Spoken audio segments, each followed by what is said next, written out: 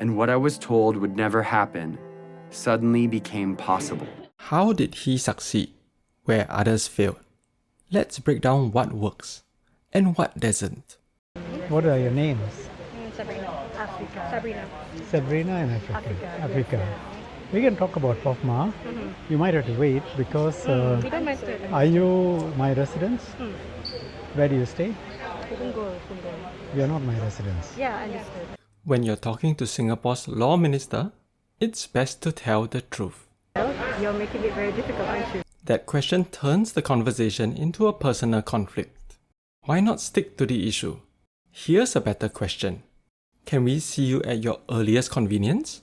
We have serious concerns about how the anti-fake news law is being used. Meet the people sessions, Yes. our rules.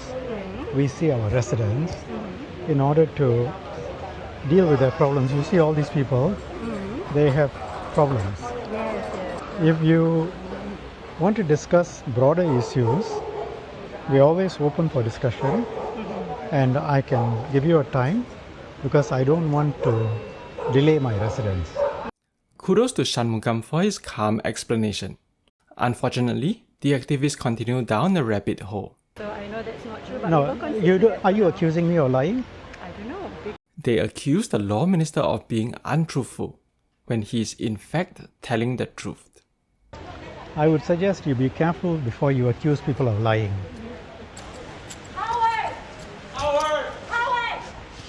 Not only do they throw insults and engage in name-calling, they also irritate members of the public. You mean you come here and you demand to speak with me and I should ignore all these people and talk to you first? They rehash the same weak points and repeat a failing strategy. I know you have been going to 10 to 11 places to do the same thing. We know exactly what you have been doing. What did we do? This is about POFMA. Singapore's activists wasted their energy fighting the wrong battle, arguing with lawmakers instead of persuading the public. Now let's contrast that with someone who did the opposite and achieved the impossible. An American got his country to act in a foreign conflict, even though the US had no security or financial interest in it. Jason Russell was a filmmaker. He saw that many Ugandan children were fearful for their lives. We fear that if we sleep at our home, we can be abducted by the rebels. And sometimes, they were scared of living. So it is better when you kill us. And if possible, you can kill us, you kill us. For us, we don't want now to stay because You don't want to stay on Earth. we are only two, no one taking care of us. We are not going to school. So You would rather die than stay on Earth. Yes. Now, even now. Even now. And there was one man responsible for this. Joseph Kony, he has an army, okay? And what he does is he takes children from their parents and he gives them a gun to shoot and he makes them shoot and kill other people. By the way, that was only the tip of the iceberg. I couldn't explain to Gavin the details of what Joseph Kony really does. Although there are a lot of warlords, murderers, and dictators in the world, the perversity of Kony's crimes made him first on the court's list. Kony is the first guy indicted by the SEC. But the crime basically are these are crimes against humanity. Russell had a powerful story, and he told it devastatingly. If that happened one night in America, it would be on the cover of Newsweek. This made people realize one thing. Kony's atrocities were ignored simply because they weren't happening in a Western country. And it also made the crisis personal. It prompted the audience to think, how would I feel if my children were kidnapped and forced into war? But Russell soon realized a powerful story was not enough. When my friends and I came home from Uganda, we thought that if the government knew, they would do something to stop him. But everyone in Washington we talked to said there is no way the United States will ever get involved in a conflict where our national security or financial interests aren't at stake. No administration, Republican, Democrat, Obama, Bush, Clinton, doesn't matter, would do enough because it's simply not an important enough issue on the radar screen of American foreign policy.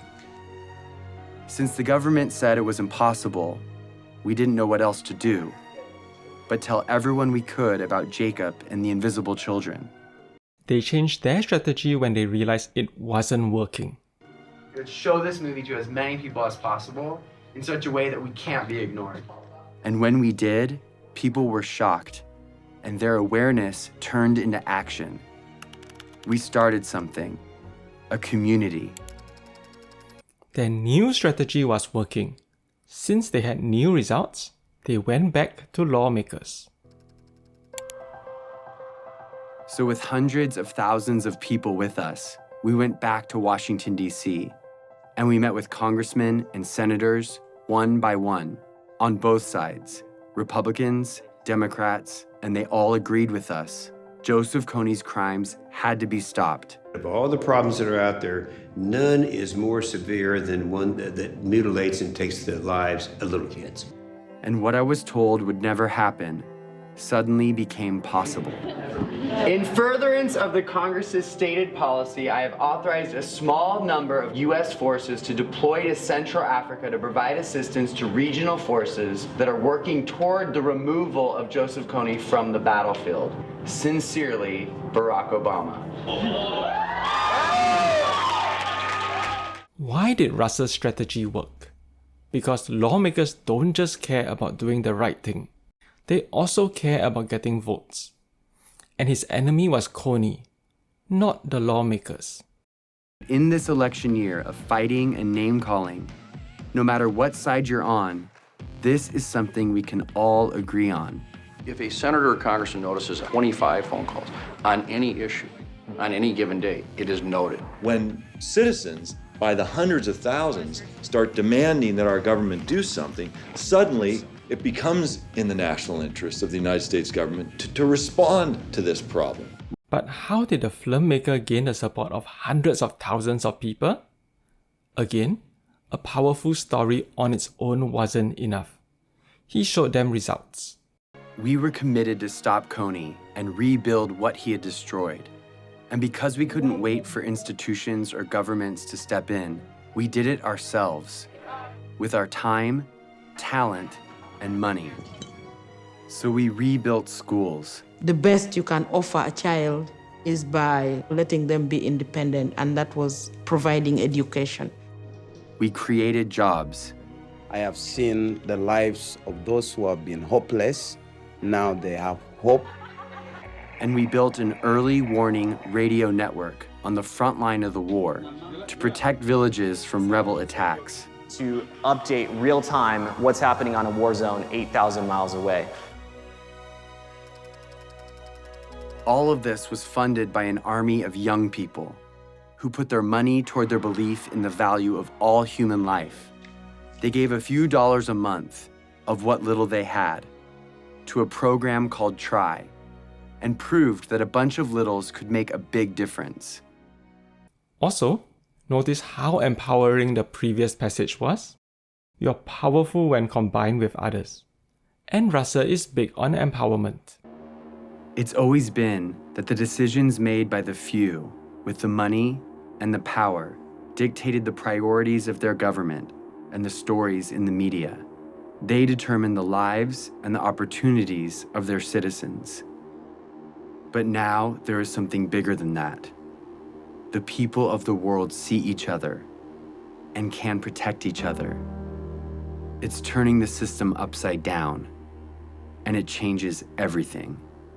Also, Russell didn't just tell people they matter.